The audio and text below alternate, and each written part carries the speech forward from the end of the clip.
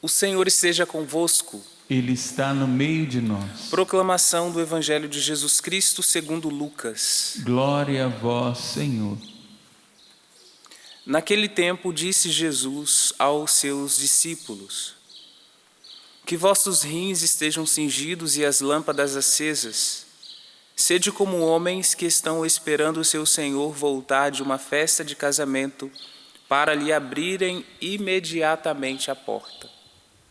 Logo que ele chegar e bater, felizes os empregados que o Senhor encontrar acordados quando chegar. Em verdade eu vos digo, ele mesmo vai cingir-se, fazê-los sentar-se à mesa e passando os servirá. E caso ele chegue à meia-noite ou às 3 da madrugada, felizes serão se assim os encontrar. Palavra da salvação. Glória a vós, Senhor. Irmãos e irmãs, na primeira leitura nós estamos ouvindo por esses dias a carta aos Efésios, e ontem nesta mesma carta nós vimos a afirmação de que Deus ele é rico em misericórdia, claro, utilizando a misericórdia para dizer de todas as riquezas que é Deus. Deus é riqueza em si, sendo rico se fez pobre para nos elevar para Ele, para nos enriquecer, mas nos enriquecer da presença dEle, não nos enriquecer de coisas. Deus, sendo rico, quis se encarnar, quis se oferecer numa cruz para nos dar salvação, que é o contexto do que nós estamos escutando hoje, quando se afirma em relação a Jesus que em si mesmo Ele dissipou todas as trevas, em si mesmo Ele dissipou toda a inimizade em sua pessoa, em sua ação, em tudo aquilo que Ele fez. E nos recorda essa carta aos Efésios, quando fala deste povo, daquela comunidade, que eles caminhavam sem esperança. Por que eles caminhavam sem esperança? Caminhavam sem esperança porque estavam sem Deus no mundo. Caminhavam sem Deus. Caminhavam com o coração fechado, não aberto para as diversas iniciativas da graça de Deus a respeito deles.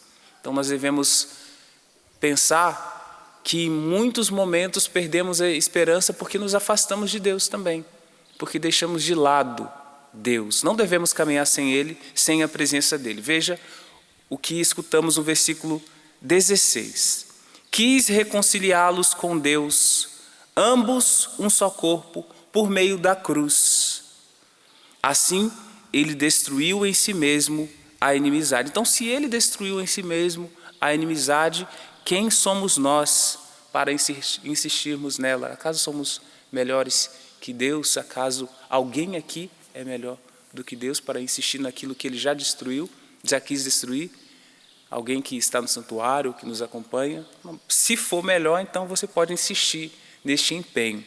Mas eu quero refletir ainda neste contexto global que estamos vivendo, hoje, 20 de outubro de 2020, ainda temos este contexto desta pandemia, mas num contexto global aqui na América Latina, América do Sul, esses edifícios, essas igrejas que foram destruídas, queimadas ontem, que nós escutamos. Mas vejam só a palavra de Deus como se atualiza sempre.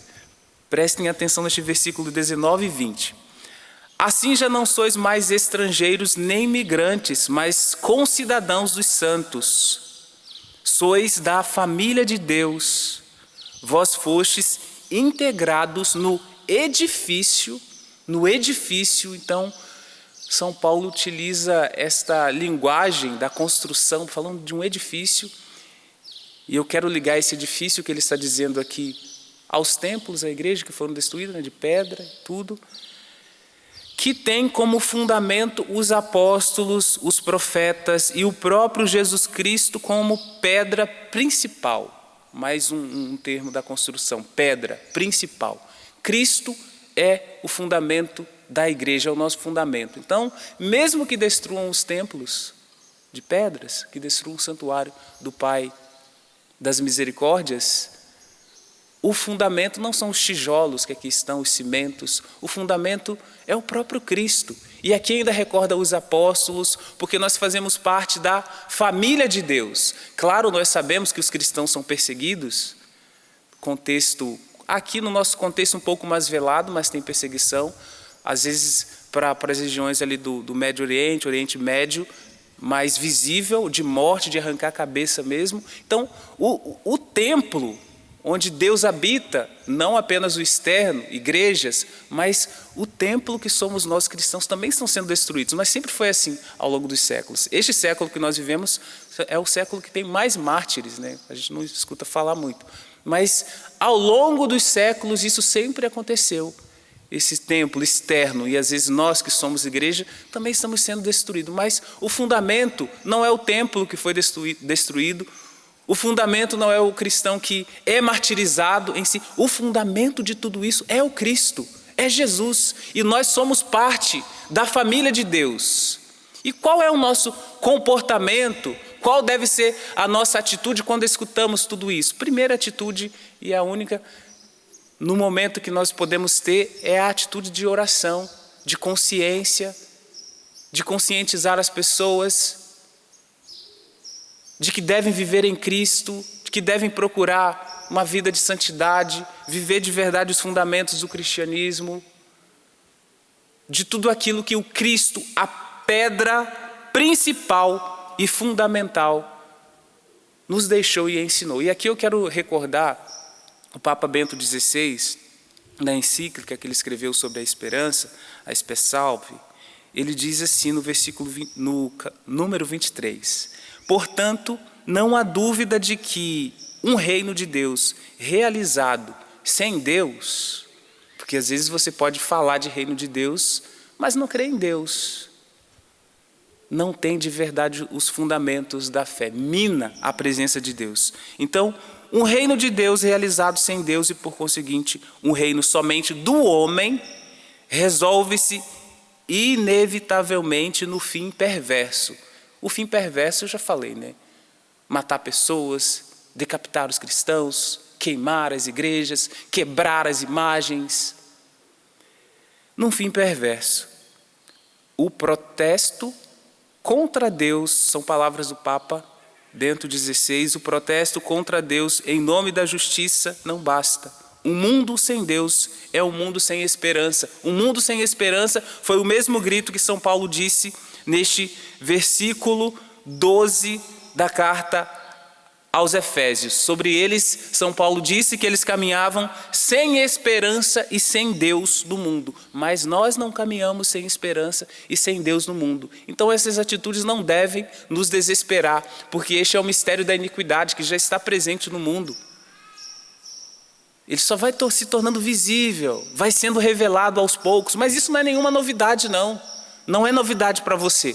Não é novidade para mim, não é novidade para nós que somos cristãos. Então nós não caminhamos sem esperança neste mundo, e eu quero mencionar os números do Catecismo da Igreja Católica que fala sobre esse mistério da iniquidade, que nós não devemos ficar tão surpreendidos assim, mas não devemos perder a fé, devemos manter a esperança e a perseverança. Antes da vinda de Cristo, palavras do Catecismo, a Igreja deverá passar por uma prova final, que abalará a fé de numerosos cristãos, numerosos crentes. Muitos ficam abalados, desesperados. Como Deus permite isso? Mas quer o quê? Que Deus lance fogo do céu também para destruir o povo ali? Então, a igreja deverá passar por uma prova final, mas essa prova vai testar a nossa fé, a nossa capacidade de resistir, de resistência, de ser igreja peregrina e militante de fato neste mundo, que vai ser merecedora depois de ser igreja triunfante também, reinar com os santos no céu. Passará por uma prova final que abalará a fé de numerosos crentes. A perseguição, palavras do Catecismo, que acompanha a sua peregrinação na terra, porá a descoberto o mistério da iniquidade, sob a forma de uma impostura religiosa. Um religioso presta, não pode misturar religião com... não pode misturar religião com nada, né? Pode misturar tudo, mas religião não pode falar, não presta, né? É mais ou menos isso, essa impostura religiosa, que trará aos homens uma solução aparente, veja a palavra, uma solução aparente para os seus problemas, à custa da apostasia da verdade.